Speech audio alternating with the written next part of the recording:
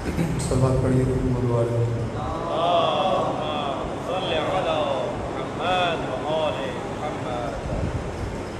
اعوذ باللہ من الشیطان الرجیم بسم اللہ الرحمن الرحیم الحمد للہ رب العالمین بارئ الخلائق اجمعین الصلاة والسلام علی سید الانبیاء والمرسلین وعلی اہل بیتہ الطاہرین الطاہرین المعصومین واللعنة الدائمة على أعدائهم أجمعين من يوم عذابهم إلى قيام يوم الدين أما بعد فقد قال الله تعالى في القرآن الحكيم وهو أصدق القائلين أعوذ بالله من الشيطان الرجيم بسم الله الرحمن الرحيم أرسلنا رسلنا بالبينات وأنزلنا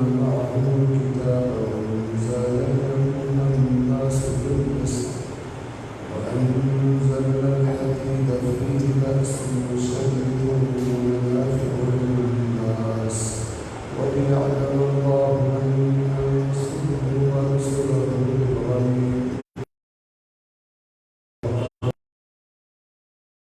صدق الله العظيم صدق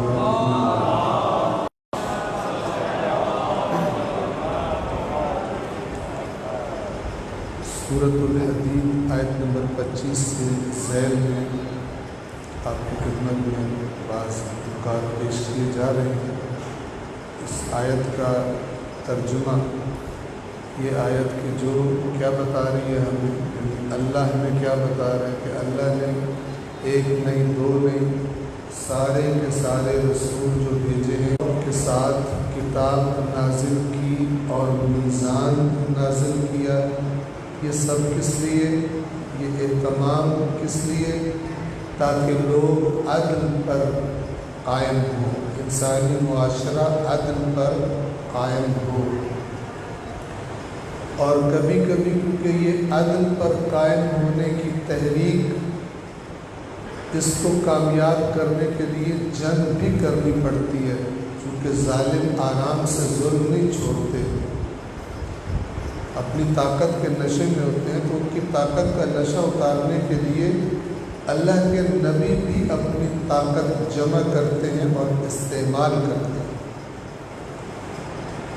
تو جب لڑائی کا موقع آتا ہے تو ایک اہم ترین چیز لڑائی میں جو استعمال ہوتی ہے اسلحہ ہے، اور اسلحہ لوہے سے بنتا ہے۔ تو اس کا ذکر اللہ نے خاص طور پر کیا۔ کیا فرمایا؟ وَأَنزَلْنَا الْحَدِيدَ، اور ہم نے لوہا نازل کیا، فِيهِ بَأْسٌ شَدِيدٌ، اس میں شدید سختی لڑائی کا سامان ہے، وَمَنَافِعُ لِلنَّاسِ، اور لوگوں کے لیے دیگر فوائد منافع بھی ہیں، وَلِيَعْلَمَ اللَّهُ، اور تاکہ اللہ جان لے۔ یہ لوہا کیوں ہم نے زمین پر بنایا ہے؟ اللہ کچھ دیکھنا چاہتا ہے کہ مردان مجاہد کون ہیں، وقت آنے پر گھروں میں بیٹھے رہنے والے کون ہیں، اور انبیاء کے ساتھ نکل کر جہاد کرنے والے کون ہیں۔ وَلِيَعْلَمَ اللَّهُ، تاکہ اللہ جان لے، مَن يَنصُرُهُ وَرُسُلَهُ بِالْغَیْبِ، کون ہیں جو غیب پر ایمان رکھتے ہوئے اللہ اور اس کے رسولوں کی مدد کرے۔ ان اللہ قوی عزیز، بے شک اللہ قوت والا اور ہر ایک پر غالب آنے والا ہے۔ صلوات پڑھیں محمد والا۔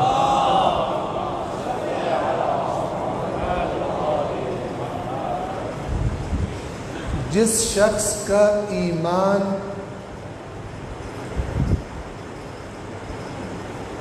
نتیجہ ہے اس کی فکر کا، اس کی سوچ کا، اس کے شعور کا، اس کے لیے اللہ کا پیغام سمجھنا آسان ہے۔ لیکن جس کا ایمان دیکھا دکھایا ہے، سنا سنایا ہے۔ توجہ فرما رہے ہیں؟ ہم ایک ایمان کا نام آپ کو بتاتے ہیں، ایمان تقلیدی۔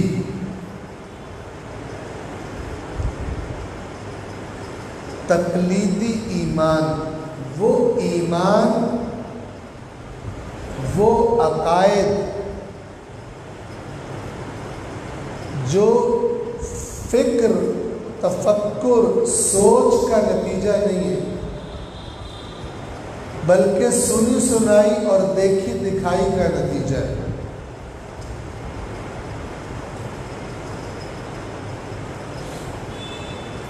اللہ کے ہاں اس ایمان کی ویلیو نہیں ہے، کیونکہ یہ ایمان بڑا کچا ایمان ہوتا ہے۔ اس ایمان والا اگرچہ دل میں ایمان رکھ لیا ہے اس نے، لیکن اگر کوئی سوال کرے کیوں، تو اس کے پاس دلیل نہیں ہوتی بتانے کی۔ پھر کیا کرتا ہے یہ؟ یا لڑ پڑتا ہے یا گالی نکالتا ہے، دلیل نہیں ہوتی، بات بھی نہیں کر سکتا، کسی دوسرے کو اس کے اعتراض کا جواب بھی نہیں دے سکتا، کیونکہ خود اس نے کسی دلیل کی بنا پر نہیں لیا۔ اس نے بچپن سے سنا، اپنا لیا، دیکھا۔ ہم لوگ کہتے ہیں نا سنی سنائی اور دیکھی دکھائی، یہ الفاظ کب استعمال ہوتے ہیں؟ جب کسی انسان کی ہم حرکت کو دیکھیں، کوئی ہم سے سوال کرے کہ یہ کام یہ کیوں کر رہا ہے، تو ہم جب یہ بتانا چاہتے ہیں کہ کوئی دلیل نہیں ہے، کوئی علم نہیں ہے، کوئی محکم بات نہیں ہے، کوئی منطق نہیں ہے، تو ہم کیا کہتے ہیں؟ دیکھا دکھائی۔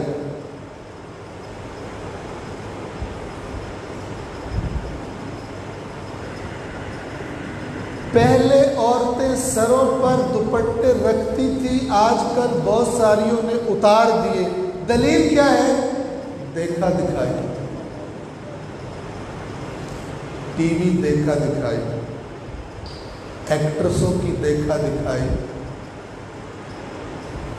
نام جناب سیدہ کا اور کام دیکھا دکھائی، اتار دی۔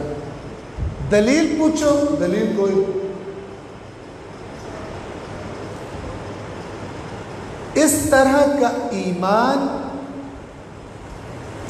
کیوں مانتے ہو اللہ کو؟ اس لیے کہ میرے ابا مانتے تھے اللہ کو، میرے دادا بھی مانتے تھے اللہ کو، میں بھی مانتا ہوں اللہ کو۔ کہاں سے پتہ تیرے والد صحیح بات کو مانتے تھے؟ ہو سکتا ہے اللہ نہ ہو۔ کیوں مانتے ہو رسول کو؟ اس لیے کہ دادی مانتی تھی، اس لیے کہ ہمارے محلے والے مانتے ہیں۔ میں نے بچپن سے اپنے علاقے میں، اپنے معاشرے میں یہی دیکھا ہے کہ سب مانتے ہیں۔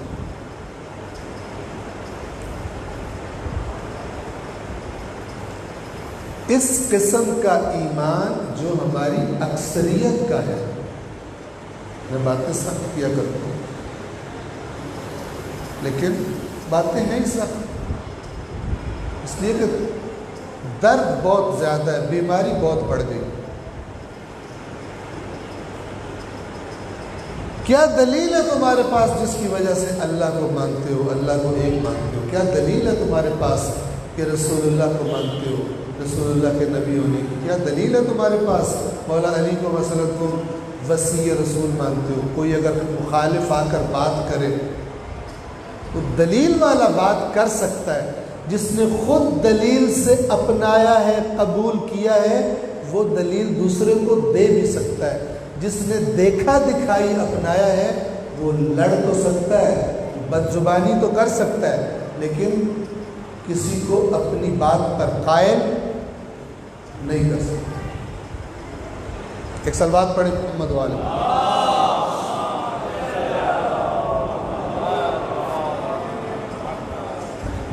یہ جو اچھا ایک لفظ میں نے بولا ہے تقلید، کسی کو مشکل پیش نہ آ جائے۔ دو حصے ہیں، ایک کو کہا جاتا ہے اصول دین۔ کیا کہا جاتا ہے؟ اصول دین۔ اصول یعنی جڑیں۔ دوسرا حصہ ہے کیا؟ فروع دین۔ فروع یعنی شاخیں، عربی زبان کا لفظ۔ اصل کی جمع اصول ہے، اصل کہتے ہیں جڑ، اصول کہتے ہیں جڑوں۔ یعنی اب آپ دیکھیں کتنا سمجھ آنے والی بات ہے کہ جس درخت یا پودے کی جڑیں جتنی مضبوط ہوگی، زمین کے اندر ہوگی، اتنا زیادہ وہ مضبوط ہوگا، اسے اکھاڑنا اتنا زیادہ مشکل کام ہوگا۔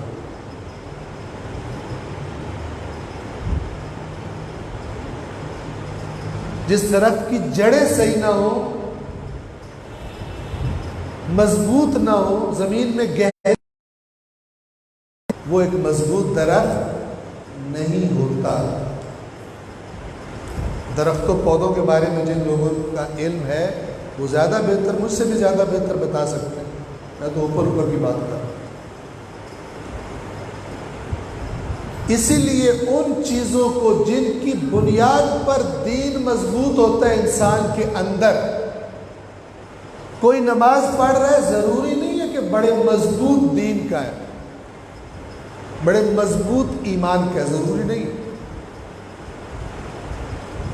ہو سکتا ہے کوئی ایک سوال، کوئی شبہ، کوئی شک آ کر ٹیکنیکل طریقے سے اس کے ذہن میں ڈالے، اس کی نماز بھی فارغ، روزہ بھی فارغ، سب کچھ چھوڑ دے۔ میں جانتا ہوں اس کو۔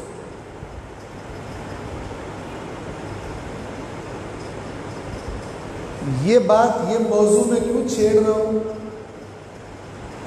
اس لیے بات کر رہا ہوں کہ ہمارے درمیان عام لوگوں میں، عوام کے لیے دین سیکھنے کا کوئی اچھا منظم طریقہ موجود نہیں ہے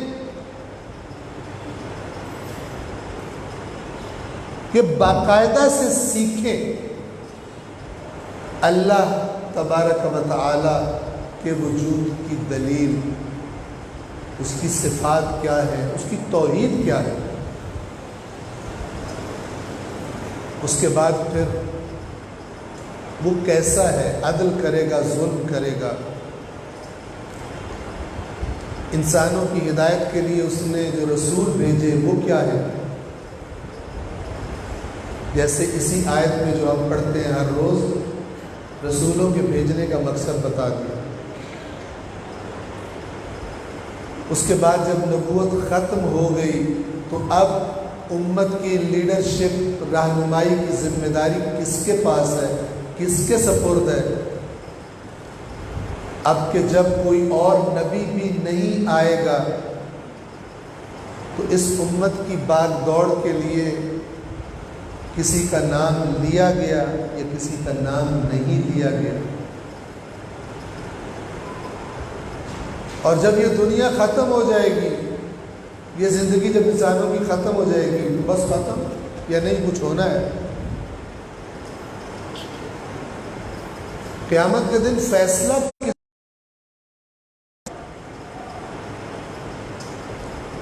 جس طرح میں نے سنا ہے قیامت کے دن اس طرح فیصلہ ہوگا یا نہیں، کسی اور طرح سے ہوگا۔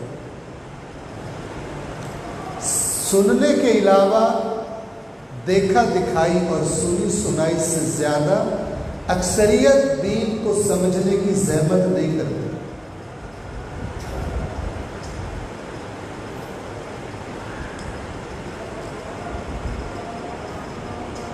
وہ ایمان کہ جو چیز کو دیکھ کر، پرکھ کر، سوچ کر، عقل اور بصیرت کی روشنی میں انسان قبول کرتا ہے مرضی سے۔ جیسے آپ دکان پہ جاتے ہیں نا، یہ چیز آپ سب کو دیکھتے ہیں، پرکھتے ہیں، اور اس کے بعد جو سب سے اچھی ہوتی ہے اسے سلیکٹ کر لیتے ہیں۔ آیا میں نے بھی اپنے دین کو جب سلیکٹ کیا ہے تو صرف اس لیے کیا کیونکہ میں پیدا ہوا ہوں اس گھر میں، یا نہیں میں نے کہا ذرا زحمت کروں دیکھوں مسیحی کیا کہتے ہیں، یہودی کیا کہتے ہیں، یا ذرا میں دیکھوں کہ میں جو ہم تو شیعہ ہیں مثلا دوسرے مسلک والے کیا کہتے ہیں. کبھی زحمت کی دیکھنے کی، کمپیئر کرنے کی، موازنہ کرنے کی، یا ہے نہیں خوش ہے؟ عجیب نہ لگے آپ کو یہ بات، آپ کی فکر کو جگانے کے لیے کہہ رہا ہوں.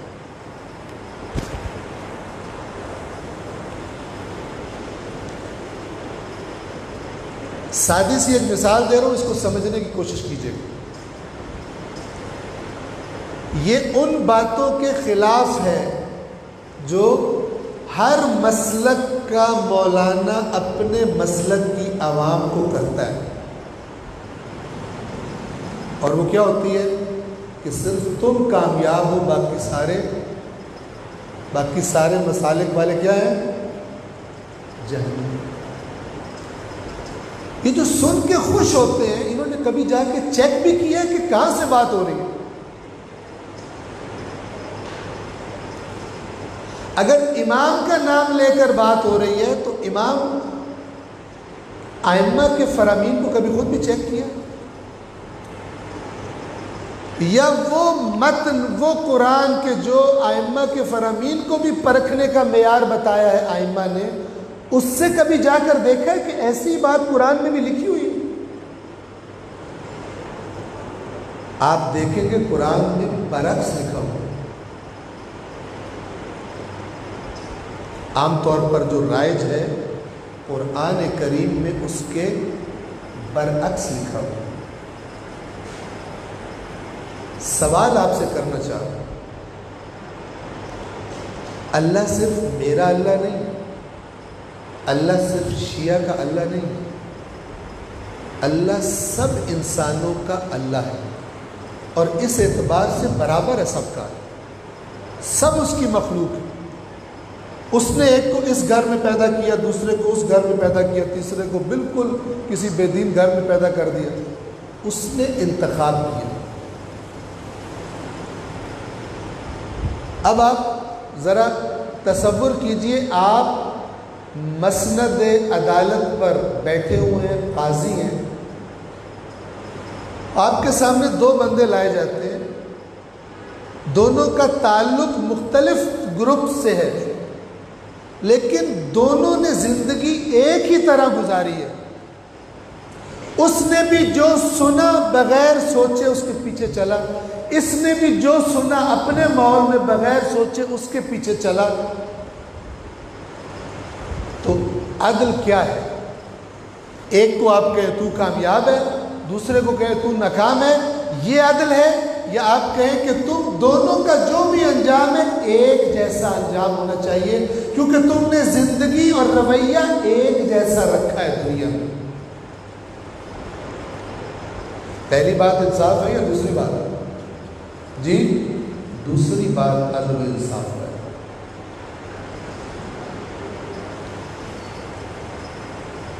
پچھلے سال جب میں یہاں پر آیا تھا، مجھے معلوم نہیں، یاد نہیں مجھے کہ میں نے یہ بات یہاں پر کی تھی یا نہیں کی. چند باتیں جو قرآن مجید میں بہت زیادہ تکرار ہوئی ہیں اور عام طور پر مسلمان عوام کے ذہنوں میں، مختلف مسالک کی عوام کے ذہنوں میں، میں کسی ایک خاص مسلک کی بات نہیں کر رہا ہوں، میں آپ کو اس قرآن کی بات بتا رہا ہوں جو کسی مسلک کے لیے نہیں، پوری انسانیت کے لیے، اس کے معیار پوری انسانیت کے لیے. توجہ فرما رہے ہیں؟ ابھی آج کل ہم نے دین کو اس طرح ٹکڑوں میں بانٹا ہے کہ لگتا ہے کہ جو اسلام تھا نا وہ صرف چند بندوں کے لیے آیا تھا. نہ، اگر آپ قرآن والا اسلام دیکھیں گے تو آپ کو لگے گا یہ ساری انسانیت کے لیے پروجیکٹ ہے، یہ ساری انسانیت کے لیے پلان ہے، یہ کسی خاص پارٹی کے لیے، کسی خاص گروپ کے لیے پیغام نہیں ہے. یا ایھا الناس، اے لوگو یعنی اے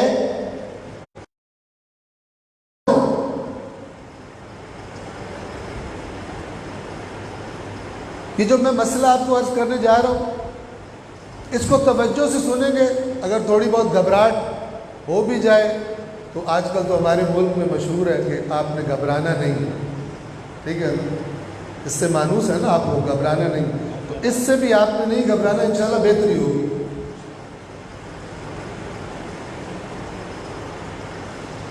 ہر مسلک میں ایک چیز بہت زیادہ مشہور کی جاتی ہے،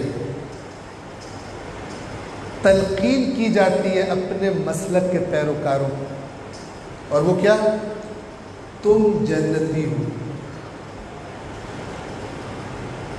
اور ایک سٹیپ اور آگے، صرف تم جنتی ہو، باقی جہنمی ہو۔ اپنے مسلک کا، پھر عرض کر رہا ہوں، یہ جو میں بات کر رہا ہوں یہ قرآنی بات ہے، یہ کسی ایک مسلک کی بات نہیں ہے، کسی فرقے کی بات نہیں ہے، فرقہ تو ہوتا ہی باطل ہے، قرآن نے فرقے کو باطل قرار دیا، حرام قرار دیا۔ کوئی بندہ کہتا ہے نا کہ میرا فرقہ یہ ہے، وہ دین سے ہی خارج ہے، کیونکہ خلاف قرآن کہہ رہا ہے، میرا اللہ کہہ رہا ہے فرقہ مت بنا، یہ کہتا ہے میں فلان فرقے سے ہوں۔ لفظ فرقہ نجس ہے، لفظ فرقہ کیا ہے؟ نجس، پلید ہے یہ لفظ، لہذا کبھی یہ نہ کہیے میرا فرقہ یہ ہے، نجس ہو جائے۔ یہ فکر نجس فکر ہے، یہ فکر خلاف قرآن فکر ہے، اور اس کا مزہ دیکھیں کیسے چکھ رہے ہیں مسلمان، ایک دوسرے کو چکھا رہے ہیں، اس پلید اور نجس اور غلیظ خلاف قرآن فکر۔ اللہ فرماتا ہے لا تفرقوا، یہ کہتا ہے فخر سے کہتا ہے میرا فرقہ جنتی ہے، فرقہ ہے جہنمی، جو بھی ہو فرقہ جہنمی ہے، اس لیے کہ اللہ نے کہا لا تفرقوا، فرقہ مت بنانا۔ لیکن ہم اتنے دور ہوئے قرآن سے، فخر سے کہتے ہیں، وہ پوچھتا ہے تیرا فرقہ کون سا ہے، اور میں اسے بتاتا ہوں میرا فرقہ یہ ہے، اس بات سے غافل کہ میں وہ بات کر رہا ہوں جس سے اللہ نے کہا فرقہ مت بن، میں کہتا ہوں میں ہوں،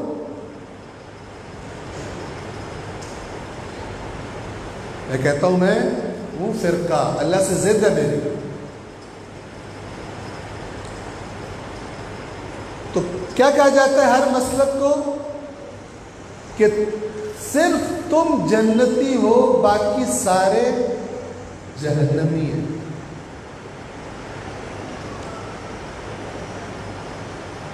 قیامت جب آئے گی سارے اہل محشر جمع ہو جائیں گے، تو یہ جو ہمارے ذہن میں تصویر بنی ہوئی غیر قرآنی تصویر، تو اللہ کہے گا جو نبیوں کو مانتے ہیں وہ سائڈ پہ ہو جاؤ، جو نبیوں کو نہیں مانتے وہ دوسری سائڈ پہ کر دو، فرشتے کر دیں گے۔ اللہ کہے گا ان دوسروں کو اٹھا کے جہنم میں پھینک دو، جہنم میں چلے گئے۔ اب ادھر سے آخری رسول والوں کو چھوڑ دو، باقیوں کو اٹھا کے جہنم میں پھینک دو، وہ بھی پھینک دیے گئے۔ اب رسول اللہ کی امت کی باری آئی، اب ہر مسلک کے بندے کے ذہن میں جو تصویر ہے بغیر قرآن پڑھے ہوئے، کیا تصویر ہے؟ اب اللہ حکم دے گا فرشتوں کو کہ ہمارے مسلک کے علاوہ باقی سارے مسلک الگ کر دو اور اٹھا کے جہنم میں پھینک دو، تو پھر ہمارا مسلک رہ جائے گا۔ ہمارے مسلک میں بھی جو ہمارے مزاج کے بندے تھے ان کو ادھر کر لو، اللہ کہے گا، اور جو ہمارے مسلک میں بھی اب تو مسلکوں کے اندر بھی لڑائیاں ہیں نا، یہ ایسا مزاج ہے تفرقے کا کہ جو چلتا ہی جاتا ہے، پھر مسلک کے اندر مسلک بنتے ہیں، سنی آپس میں لڑ رہے ہیں، شیعہ آپس میں لڑ رہے ہیں، ایک دوسرے کی شکلیں دیکھنا نہیں چاہتے۔ شیعوں میں ایسے افراد ہیں، گروپ بندیاں ہو گئی ہیں، ایک دوسرے کی شکل نہیں دیکھنا چاہتا، دوسرے کو جہنمی کہتا ہے۔ شیعہ توجہ فرمائیں، شیعہ کہتے ہیں اس کو جو مولا رسول پاک کے بعد مولا علی کو اپنا سب کچھ مانتا ہے، اپنا حکمران، اپنا امام، اپنا مولا، سب کچھ رسول اللہ کے بعد جو علی کو مانتا ہے اسے شیعہ کہتے ہیں۔ لیکن آج ایک شیعہ دوسرے شیعہ سے کہتا ہے تو شیعہ نہیں ہے۔ جو میں نے لسٹ بنائی ہے نا، جو مینیو میں نے چھاپا ہے عقائد کا، جب تک سارا کا سارا تو قبول نہ کرے تو جہنمی ہے۔ 99 تو نے قبول کر لیے، ایک قبول نہیں کیا، اس ایک کی وجہ سے تو جہنمی ہے۔ ہم دنیا کو جنت بنانے کی جگہ بجائے یہ کہ آخرت میں جنت ملتی، دنیا ہی کو ہم نے جہنم بنا دیا، اپنے معاشرے کو نفرتوں سے جہنم بنا دیا، جبکہ اہل بیت محبتیں بانٹنے والے۔ صرف تم جنت میں جاؤ گے، باقی سارے جہنم میں جائیں گے۔ اگلا سٹیپ، جو ہمارے مسلک کا ہے وہ جتنا بھی گندا ہو، یہ وہ باتیں جو ہم نے قرآن کو پامال کر کے کی ہیں، بنائی ہیں۔ ہمارے مسلک کا بندہ ہو، جتنا گندا ہو، شراب پیتا ہے، زنا کرتا ہے، لوگوں کا مال ناحق کھاتا ہے، رشوت خوری کرتا ہے، کیونکہ اس مسلک کا ہے، حتماً جنت میں جائے گا۔ اور دوسرے مسلک والا چاہے نمازی ہے، پرہیزگار ہے، جتنا بھی نیک ہے، پھر بھی جہنم میں جائے گا۔ اس کی ہر چیز اس کے منہ پر دے ماری جائے گی۔ ایسا ہی ہے، ایسا سنتے ہیں، یہ باطل ہے، یہ باطل ہے۔ خود ہمارے ائمہ نے اصول کافی کے اندر روایت موجود ہے کہ دوسروں میں سے بھی جو اچھے ہوں گے، اللہ جس کو چاہے گا جنت میں داخل کرے گا۔ اگر کوئی یہ سمجھتا ہے کہ جس پر شیعہ کا لیبل نہیں لگا وہ جنت میں نہیں جا سکتا، وہ خواب میں ہے۔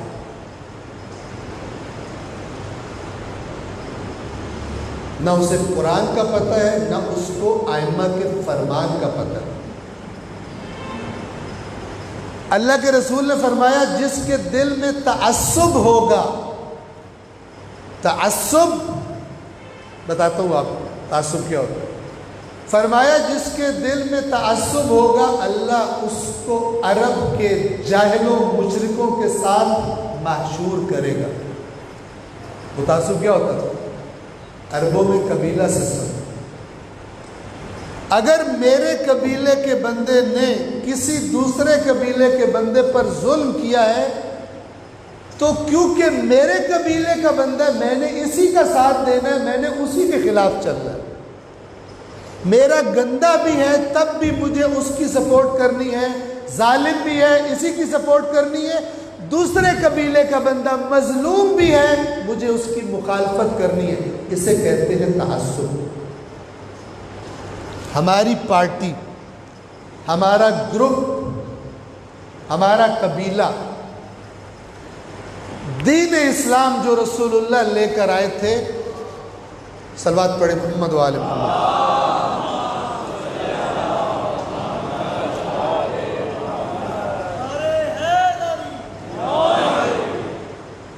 ایک بار پھر صلوات پڑھیں۔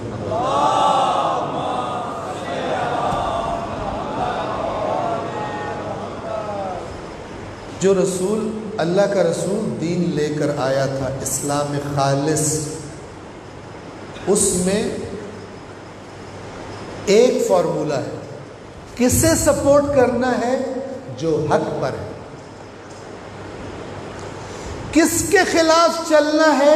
جو باطل پر ہے، چاہے سگا باپ کیوں نہ ہو، چاہے سگی ماں کیوں نہ ہو، چاہے سگے بہن بھائی کیوں نہ ہو۔ اسلام کا فارمولہ یہ ہے، اور کفر کا اور شرک کا اور جہالت کے زمانوں کا فارمولہ یہ ہے کہ میں نے اپنے بھائی کی سپورٹ کرنی ہے، چاہے یہ چور ہی کیوں نہ ہو، چاہے یہ جھوٹا اور ظالم کیوں نہ ہو۔ یہ نظام کفر ہے، یہ نظام شرک ہے، نظام اسلام۔ ہم میں سے جو بھی ایسا کرتا ہے اس معاملے میں وہ نظام کفر پر عمل پیرا ہے، نظام رسول اللہ پر عمل پیرا نہیں۔ یہ جو عدالتوں میں 500 اور 1000 اور 5000 میں جھوٹی گواہیاں دینے کے لیے گواہ بکتے ہیں ہر مسلک کے، کیونکہ وہاں مسلک ایک ہی ہوتا ہے، کھاؤ۔ وہاں پہ مسلک کیا ہے؟ کھاؤ۔ تو جو کھاؤ مسلک کے پیروکار ہیں ان کو بھول جاتا ہے کہ میں تو علی کا نام لیتا تھا، میں تو فلان کا نام لیتا تھا۔ وہاں پہ فقط کھاؤ مسلک یاد رہتا ہے، اس میں 500 1000 5000 لے کر قرآن سر رکھ کر، قرآن پہ ہاتھ رکھ کر، پکی قسم اٹھا کر جھوٹ بولا جاتا ہے پیسوں کی پانے۔ ایسا شخص شیعہ ہے؟ غلط فہمی ہے اس کو۔ ایسا شخص سنی کہلا سکتا ہے؟ سنی کا مطلب ہوتا ہے سنت رسول کا پیروکار۔ کون سی سنت رسول میں اجازت دی گئی ہے حرام کھا کے جھوٹی گواہی دینے؟ جو رسول نے دین بتایا ہے اس میں تو بڑا واضح لکھا ہے۔ کیا لکھا ہے؟ یا ایھا الذین آمنو، اے وہ لوگوں جو ایمان لائے ہو، اس نظام کو قبول کر لیا ہے، کونوا قوامین بالقسط شہداء للہ، اللہ کے لیے عدل قائم کرنے والے بن جاؤ، سچی گواہی دینے والے۔ کس کے خلاف؟ وَلَوْ عَلَىٰ أَنفُسِكُمْ، اگرچہ جرم تم نے خود کیا ہو، اپنے خلاف گواہی کہو میں نے کی۔ اول والدین،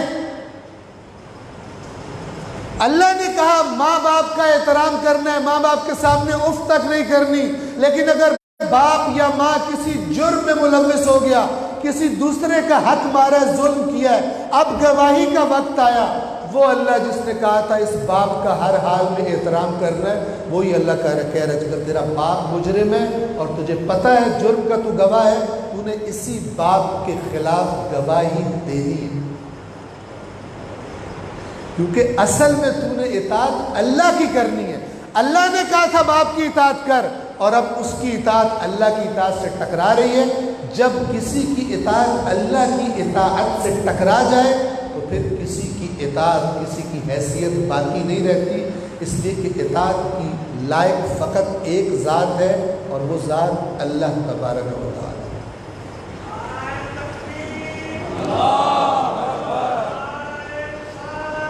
یا رسول اللہ،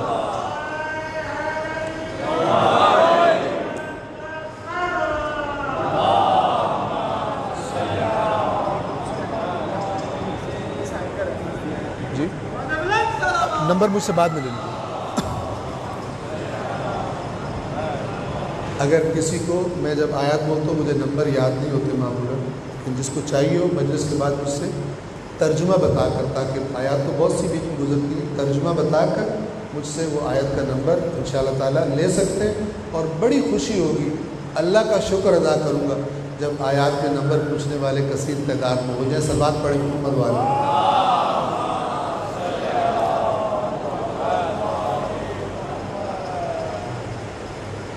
جب اسلام اس طرح قبول کیا ہو نا، کہ میں نے پہلے اسلام کو دیکھا ہو کہ یہ جو اللہ نے ضابطۂ حیات مجھے دیا ہے اور جس ضابطے کے تحت میں زندگی گزار رہا ہوں، ان میں کیا فرق ہے۔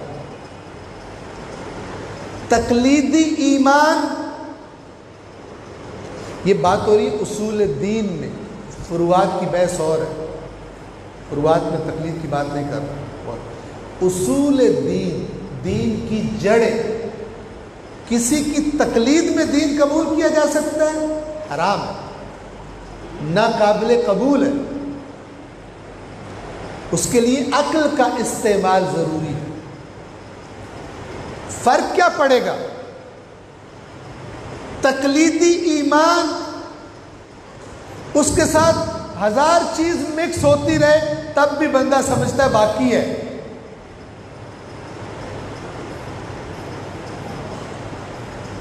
تقلیدی ایمان کی خرابی کیا ہے؟ ہزار کرپشن کرتا رہے تب بھی کہتا ہے کہ میرا ایمان باقی ہے، لیکن شعور اور بصیرت اور قرآن کو دیکھ کر اپنایا گیا ایمان، قبول کیا گیا ایمان، اسے پتہ ہوتا ہے کہ جیسے ہی میں اس میں کسی شیطنت کی ملاوٹ کروں گا یہ ایمان گھٹنا شروع ہو جائے گا، اور گھٹتے گھٹتے گھٹتے ہو سکتا ہے کہ میں نعرہ مارتا رہوں میں مومن، لیکن اللہ کے کاغذوں میں مجھے کافر لکھ دیا جائے، اگرچہ میں خود کو کافر نہ کہوں۔ یہ سسٹم کہاں سے پتہ چلے گا؟ جب ایمان اماں ابا اور دادا دادی کو دیکھ کر اور سنی سنائی باتوں سے نہیں اڈاپٹ کیا گیا ہوگا، بلکہ اس طرح سیکھا گیا ہوگا جس طرح ہمارے ائمہ نے سجیسٹ کیا، تجویز کیا، ریکمینڈ کیا۔ اب ذرا ائمہ اہل بیت کی تجویز سن لیجئے۔ اگر میں نے، چونکہ میں اکثر جگہوں پہ یہ کرتا ہوں، یہ بنیادی ترین باتیں ہیں وہ میں ریپیٹ کرتا ہوں، اگر گزشتہ سال میں نے کی تھی تو تکرار ہو جائے گی، اور اگر نہیں کی تھی تو انشاءاللہ اس کو سن لیجیے۔ کتاب الکافی، جس کا پہلا حصہ اصول کافی، شیخ محمد ابن یعقوب الکلینی، جنہوں نے احادیث جمع کی ہیں، اس کتاب کا احادیث اہل بیت لکھنے سے پہلے، شروع کرنے سے پہلے اس کتاب کا ایک مقدمہ لکھا ہے انہوں نے۔ اس مقدمے میں ایک مقام پر ائمہ اہل بیت کے چند فرامین لے کر آئے، لکھے، جن فرامین میں یہ سمجھانے کی کوشش کی گئی ہے کہ کس کا ایمان ٹھیک ہے، کس کا ایمان غلط ہے، کس کا ایمان مضبوط ہوگا، کس کے ایمان کی کوئی گارنٹی نہیں۔ توجہ فرما رہے ہیں؟ وہ ایمان جس کی گارنٹی دی ہے اہل بیت نے، وہ کون سا ہے؟ کہاں سے آئے گا؟ اسے حاصل کرنے کا راستہ کیا ہے؟ اور وہ ایمان جس کی کوئی ضمانت نہیں ہے، وہ بھی اہل بیت نے بتایا ہے، وہ کیسے بنتا ہے۔ وہاں پر ایک حدیث یہ ہے، امام فرماتے ہیں کہ جس شخص نے، میں آہستہ آہستہ چبا چبا کے بول رہا ہوں، آپ کو الفاظ یاد رہیں، مجھے بعد میں پکڑنا ہو تو پکڑ بھی سکتے اگر بات کوئی اور ہو، ٹھیک ہے؟ امام کیا فرماتے ہیں؟ جس شخص نے اپنا دین اللہ کی کتاب، نمبر 1 کیا؟ اللہ کی کتاب، 2 اللہ کے رسول کی سنت سے اخذ کیا، یہاں سے لیا۔ مثال دیتے، الفاظ دیکھیے، فرماتے ہیں اتنا مضبوط ایمان ہوگا اس کا کہ پہاڑ جگہ چھوڑ دے اپنی، یہ اپنی جگہ نہیں چھوڑے گا۔ جتنے مرضی پروپیگنڈے سنے، جتنے مرضی اعتراض سنے، جتنے مرضی شکوک و شبہات سنے، یہ پہاڑوں سے بھی زیادہ جم کے کھڑا ہے اپنے ایمان پر، اتنا مضبوط۔ بس ایک یہ طریقہ ہو گیا۔ اس کے برعکس فرمایا، اور جس نے اپنا دین لوگوں کے منہ سے لیا، کیا مطلب؟ سنا، سارا دین کہاں سے لیے؟ سنا ہے، خود زحمت نہیں، اللہ کی کتاب ہے۔ اللہ کی کتاب کا بھی پوچھو تو وہ بھی جو سنا ہے بس وہی پتہ ہے، دیکھا نہیں۔ فرمایا، اور جس نے اپنا دین لوگوں کے منہ سے لیا تو لوگ اسے دین سے خارج بھی کرتے، لوگ اسے دین سے خارج بھی کرتے۔ مثال دیتے، فرض کریں آپ اس وقت مجھے سن رہے ہیں، فرض کریں مجھ پر اعتماد کر رہے ہیں، ایک دفعہ 2 دفعہ عرصہ دراز تک آپ مجھے سنتے رہتے، لیکن پتہ تو نہیں ہے ایک دن ایسا ہے کہ میں کسی وجہ سے راستے سے اتر جاؤں، تو جس کا معیار صرف وہ ہے جس کو وہ سن رہا ہے، وہ اس کے ساتھ ساتھ راستے سے اتر بھی جائے گا واہ واہ کرتے ہوئے، سبحان اللہ۔ اس کو پتہ بھی نہیں لگے گا کہ میں صراط مستقیم سے اتر گئی ہوں، کیونکہ معیار نہیں ہے اس کے پاس۔ خدا کرے کہ میں یہ بات آپ کے ذہنوں میں منتقل کر پاؤں۔ معیار کیا ہے؟ میں باتیں کر رہا ہوں، آپ کے پاس کیا معیار ہے میں ٹھیک ہوں؟ جب تک آپ کے پاس معیار نہیں ہے، صلاحیت نہیں ہے، آپ لوگ خطرے میں یہاں بیٹھ کے جو کہا جائے اسے قبول کر لینا خطرے میں۔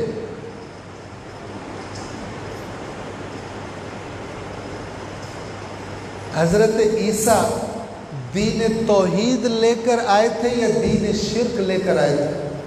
جی، اگر کوئی حضرت عیسیٰ کے سامنے حضرت عیسیٰ کی اتنی تعریف کرے اور کہے کہ حضرت عیسیٰ اللہ ہے، حضرت عیسیٰ خوش ہوں گے یا ناراض ہوں گے؟ جی، شکر ہے۔ قیامت کے دن حضرت عیسیٰ اللہ کی بارگاہ میں پیش ہو اور ان کی پبلک پیش ہو جو اس عقیدے کی قائل ہو کہ حضرت عیسیٰ اللہ کا بیٹا ہے، حضرت عیسیٰ اللہ ہے، تو اللہ کی بارگاہ میں ادھر عوام کھڑی ہو، اللہ تعالیٰ حضرت عیسیٰ کو بلائے اور یہاں خداوند عالم مثلاً عدالت پر فیصلہ کرنے کے لیے بیٹھا ہو اور وہ عیسیٰ سے کہے ہاں عیسیٰ یہ اپنے آپ کو تیری قوم کہتے تھے، اب تو بتا ان کا کیا کرنا ہے؟ آپ کا کیا خیال ہے؟ عیسیٰ کیا کہیں گے کہ یا اللہ جان دو، رات رستے تو لے تے گئے سن پر ہینڈ تے میرے ہی۔ ایسی باتیں ہوتی ہیں نا، جیسے بھی ہیں ہم تو آپ کے ہی ہیں، تو اگلے سے بھی تو پوچھو کہ وہ اس بات کو قبول کرتا ہے یا نہیں، جیسے بھی ہیں آپ کے ہیں۔ میں نے یہ جملے سنے ہوئے ہیں، یار شرابی ہے تو صحیح پتہ ہے پر ہے تو مولا ہی نا، پھٹکار ہو تمہارے اوپر، مولا کے مکتب کو بدنام کرتے ہو، شرم نہیں آتی؟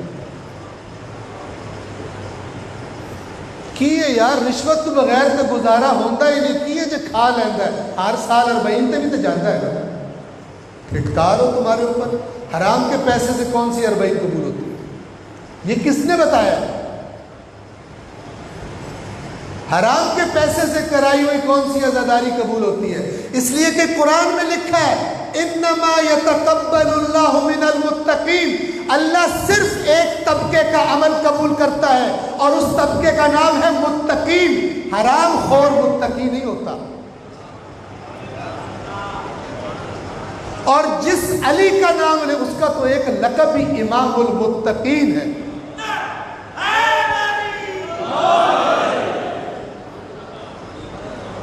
لہذا قرآن نے بتایا ہوا ہے، قرآن نے مثالیں دی ہیں کہ اللہ کے پاک بندے جب قیامت کے دن عدالت میں اس کی پیش ہوں گے اور قومیں ہو کر پیش ہوں گی، وہ بجائے ان کی سفارش کرنے کے ان پہ تبرہ کریں گے، برات کریں گے کہ یا اللہ یہ ہم نے تو ان کو وہ بتایا تھا جو تو نے حکم دیا تھا، پوری امانت داری سے سب کچھ برداشت کر کے وہی بتایا جو تو نے حکم دیا تھا، اگر یہ پیچھے گمراہ ہو گئے ہیں تیرے بندے ہیں، تو جو مرضی ان کے ساتھ ہے۔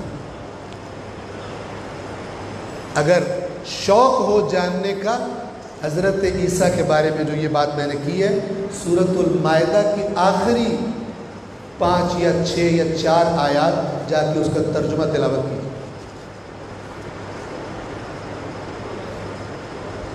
اللہ سوال کرے گا اے عیسیٰ آپ نے ان سے کہا تھا کہ مجھے اور میری ماں کو اللہ بنا لو۔ حضرت عیسیٰ انتہائی ادب کے ساتھ کیا کہیں گے کہ اے اللہ میں وہ بات ان سے کیسے کہہ سکتا تھا جس کا مجھے حق ہی نہیں تھا۔ ادب سے یہ نہیں کہیں گے جان دو ہون پھر ہینڈ تے ساڈے ہی، یہ ہینڈ تے ساڈے ہی دو طرفہ ہے، اگلا بھی کہے ہینڈ تے ساڈے قبول، ٹھیک ہے نا، عقد ہے یہ دو طرفہ ہوتا ہے، صرف ایک ہی نہیں کہ میں تھوڑے نال ہوں، وہ بھی کہے ہاں آ جاؤ۔ اور پھر ادب دیکھیے اللہ تبارک و تعالیٰ سے بات کرنے کا، اپنی بات بتا کر کیا کہیں گے عیسیٰ اللہ سے؟ کہیں گے اگر میں نے یہ بات کی ہو تو بہتر جانتا ہے، یعنی میں بھی اپنے آپ سے اتنا واقف نہیں جتنا تو اپنے بندے سے واقف ہے۔ اگر میں نے یہ بات کی ہو تو تو مجھ سے بہتر جانتا ہے۔ جو میرے اندر ہے، جو کچھ تجھے سب علم ہے، اور جو تیری ذات میں ہے مجھے اس کا کوئی علم نہیں۔ میں نے تو ان کو وہی اسی بات کا حکم دیا جو تو نے مجھے حکم دیا تھا۔ جب تک میں ان میں موجود رہا میں گواہ رہا توحید کا، اور جب تو نے اٹھا لیا مجھے تو خود بہتر جانتا ہے کہ انہوں نے پیچھے کیا کیا۔ یہ جو میں آیات بیان کر رہا ہوں، اللہ کرے آپ کے ذہن ان آیات سے مانوس ہو، آپ نے پہلے بھی پڑھی ہو۔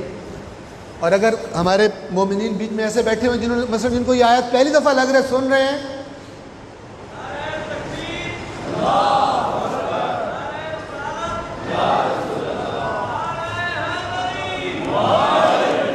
جن کو یہ لگے کہ پہلی دفعہ ہم نے سنی ہے، ان کی حالت ٹھیک نہیں، ان کا کرونا پازیٹیو ہے، ٹھیک ہے نا؟ جس کو قرآن کی بات لگے نا، یار ایت پہلے کدی نہیں سوئی، اس کا کرونا پازیٹیو ہے، وہ کرونا جو قیامت کے دن ہونا ہے، اس کی صحت خراب ہے، وہ جائے اور وہ قرآن مجید کی لیبارٹری سے اپنی روح کا بلڈ ٹیسٹ کروائے، ٹھیک ہے نا؟ اپنا ٹیسٹ کروائے، کہاں سے؟ اللہ کی لیبارٹری سے جس کا نام قرآن ہے، وہاں سے اپنا بلڈ ٹیسٹ کروائے۔ ایک سوال پڑھیے محمد والا۔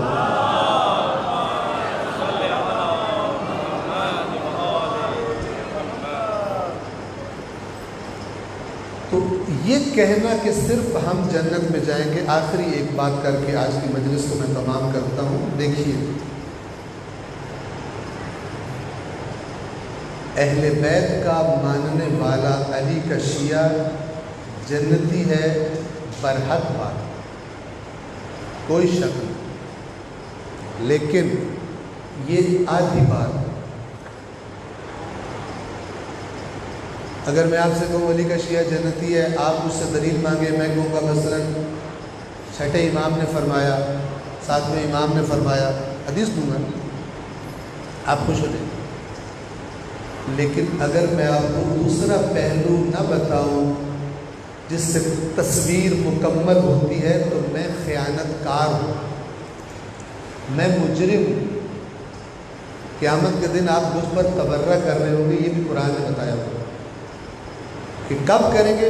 آدھی بات بتاؤں جس کو سن کے آپ کو مزہ آتا ہے، اور آدھی بات جس کو سن کے مزہ نہیں آتا وہ چھپا جاؤں، تو میں خائن ہوں۔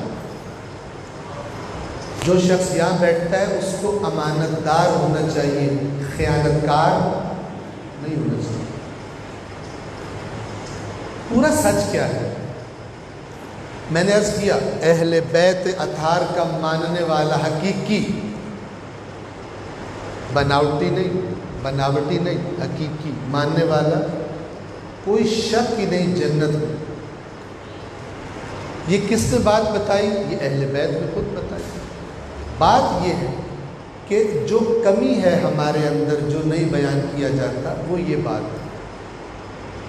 اور میں آپ سے گزارش کروں گا کہ جب کوئی آ کر اس طرح کی باتیں زیادہ کر رہا ہو تو اس سے ایک مطالبہ اور بھی کیا کرے، اور وہ مطالبہ کیا ہے کہ جب کوئی یہ کہے کہ اہل بیت کے ماننے والے سارے جنتی ہیں، تو اس سے مطالبہ کرو کہ ہم کو یہ بتاؤ کہ جن اہل بیت نے، جن اماموں نے یہ بتایا ہے کہ ہمارے شیعہ جنت میں جائیں گے، انہوں نے یہ بھی تو بتایا ہوگا ہمارے شیعہ ہوتے کیسے ہیں۔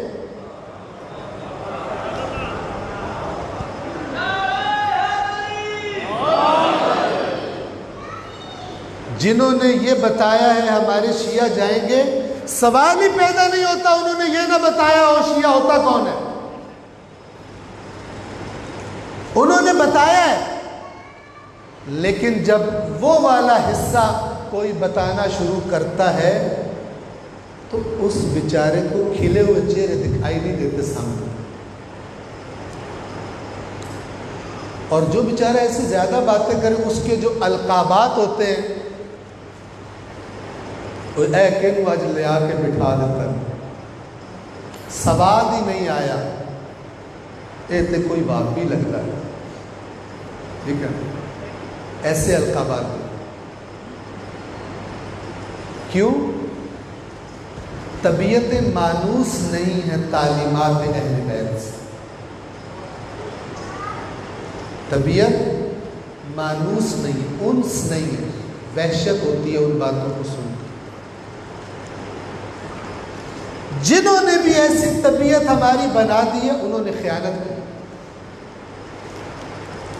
پوری تصویر دکھا کر بتایا جاتا ہے، دل کرے تو قبول کرو، دل کرے تو نہ کرو۔ جیسے اللہ کہتا ہے نا اِنَّا هَدَيْنَاهُ السَّبِيلَ، بے شک ہم نے انسان کو راستہ دکھا دیا، اما شاکرن و اما کفورا، اب اس کا دل چاہے تو شکر گزار بنے اور اس راستے پر چلے، اپنا لے، اور اس کا دل کرے تو کفران نعمت کرے، کسی اور راستے پہ چلا جائے۔ لیکن آدھی تصویر دکھا کر جب رشتہ کرنا ہو، لڑکے والے لڑکی والے تصویر دیکھتے ہیں، کبھی دیکھے آدھی تصویر بھجوائی ہو؟ اگر آدھی تصویر ہو نا پہلے ہی شک پڑ جاتا ہے آدھی سائیڈ پر کوئی پرابلم ہے، آدھی سائیڈ پر کوئی پرابلم ہے، سانو پوری تصویر دکھاؤ پھر اسی دساں کہ رشتہ ہو سکتا ہے یا نہیں ہو سکتا۔ اتنے سارے رشتے ادھی فوٹو دین دی ویکھ کے ہو رہے ہیں، پوری دین کی فوٹو سے جو قیامت کے دن دکھائی دے گی وہ پوری فوٹو والا دین ہوگا، وہ آدھی فوٹو والا دین نہیں ہوگا۔ وہ دین ہوگا جو قرآن اور اہل بیت اطہار نے بیان فرمایا ہے، اس کی پوری تصویر۔ ایک صلوات پڑھیے محمد والے۔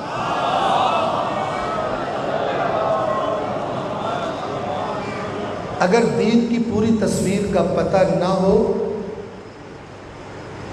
تو پھر جو دین کی پوری تصویر دکھانے والے ہوتے ہیں لوگ ان کی مخالفت کرتے ہیں، انہیں قتل کر دیتے ہیں، ان کے خلاف پروپیگنڈا کرتے ہیں، انہیں ذبح کر دیتے ہیں۔ سب سے بڑھ کر یہ کام ان کے خلاف ہوا جو پوری تصویر والے حقیقی اسلام کے وارث تھے، انہیں گالیاں دی گئی، ان پہ لعنتیں کی گئی، ممبروں پر بٹھا کر دین کے نام پر آدھی تصویر والا ناجائز دین، تحریف شدہ دین، وہ لوگ جو لعنتیں کر رہے تھے وہ اپنے آپ کو کافر نہیں کہتے تھے، ممبروں پہ بیٹھ کر کرتے تھے۔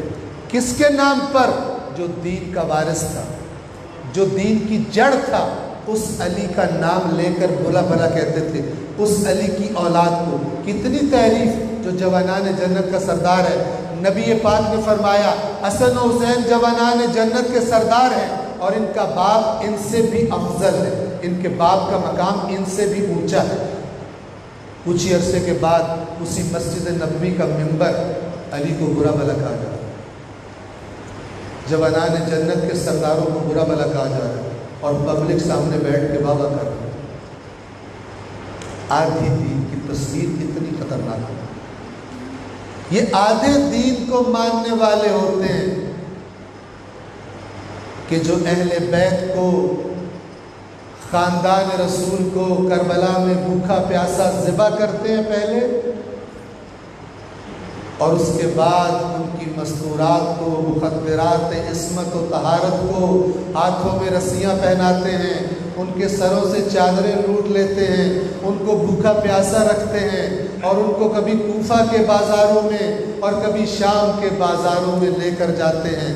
بس ایک جملہ عرض کرنا چاہوں گا، آج خدا جانے وہ قافلہ کس مقام پر ہے جس نے کوفہ کی منزل تو دیکھ لی، اب شام کی منزل کی طرف جا رہا ہے۔ عزاداروں علماء بیان کرتے ہیں ایک منظر دیکھنے والوں نے یہ بھی دیکھا، آپ کو معلوم ہے جب کربلا سے نکلے تھے ایک زنجیر تھی جس میں سید سجاد کو قیدی بنایا گیا، گردن سے شروع ہوتی تھی، پہلے گردن باندھی گئی، اس کے بعد اسی زنجیر میں ہاتھ بندھے ہوئے تھے، اس کے بعد اسی زنجیر میں سید سجاد کے پاؤں بھی بندھے ہوئے تھے، اور اسی حالت میں عابد بیمار کو کوفہ سے شام کا سفر کرایا گیا۔ ایک جگہ پر مکاتب میں لکھا ہے کہ سید سجاد بڑی تکلیف کے ساتھ بیٹھے ہیں، بی بی سکینہ کی نگاہ پڑتی ہے، پاس جا کر کہتی ہے بھیا سجاد آپ کے چہرے پر بڑی تکلیف کے آثار ہیں۔ سید سجاد فرماتے ہیں ہاں سکینہ، میرے پیروں میں کانٹے ہیں، میرے پیروں میں چھالے ہیں، لیکن میرے ہاتھ اس طرح باندھ دیے گئے ہیں کہ میں اپنے پیروں میں سے کانٹے بھی نہیں نکال سکتا۔ سکینہ کہتی ہے بھیا سجاد، میں اپنے ہاتھوں سے آپ کے پاؤں کے کانٹے نکالتی ہوں۔ عزاداروں، اپنے چھوٹے چھوٹے ہاتھوں سے سکینہ نے سید سجاد کے پیروں سے کانٹے نکالنے شروع کیے۔ آپ تصور کر سکتے ہیں اس چھوٹی بچی کی آنکھیں کیا کیا دیکھ چکی ہیں؟ اس سے پہلے اپنے بابا کا کٹا ہوا گلا دیکھ چکی ہیں، اور اب کیا دیکھ رہی ہیں؟ اپنے بھائی سجاد کو، وقت کے امام کو، کہ پیروں کے اندر چھالے بھی پڑے ہوئے ہیں اور ان چھالوں کے اندر کانٹے بھی لگے ہوئے ہیں۔ اپنے چھوٹے چھوٹے ہاتھوں سے روتی بھی جاتی ہیں اور وہ کانٹے نکالتی بھی جاتی ہیں۔ سید سجاد ایک دفعہ سکینہ سے خطاب کر کے کہتے ہیں کہ اے سکینہ، اگر میں مجبور نہ ہوتا میں تجھ پر قربان جاؤں، میں تجھ پر فدا جاؤں۔ اگر میں مجبور نہ ہوتا تو مجھے معلوم ہے تیرے اپنے پیروں میں بھی کانٹے لگے ہوئے ہیں، لیکن میرے ہاتھ اس طرح بندھے ہیں کہ میں تیرے پیروں میں سے کانٹے نہیں نکال سکتا۔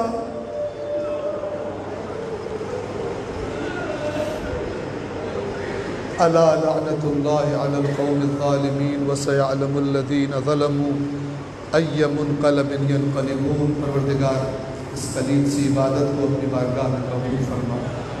پروردگار محمد و آل محمد، اہل بیت اطہار کا حقیقی اور سچا شیعہ اور پیروکار بننے کی توفیق عطا فرما۔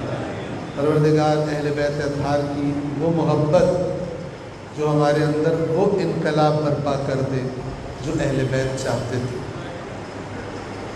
وہ محبت اہل بیت ہم سب کو عطا فرما۔ پروردگار ہمارے اندر کی کمیوں کو، خطاؤں کو، غلطیوں کو تو ہم سے بہتر جانتا ہے۔ پروردگار اگر ہم اپنی خطاؤں کی طرف متوجہ نہیں ہیں، اپنی خصوصی رحمت سے ہمیں متوجہ فرما۔ پروردگارہ جو تیرے حقیقی نمائندے، تیرے دین کے وارث، وہ جو ہم سے چاہتے تھے وہ چیزیں ہمیں دکھا دے، اور ان کو انجام دینے کی، ان ذمہ داریوں کو قبول کرنے کی ہم سب کو توفیق عطا فرما۔ پروردگار مومنین کو آپس میں پیار اور محبت سے رہنے کی توفیق عطا فرما۔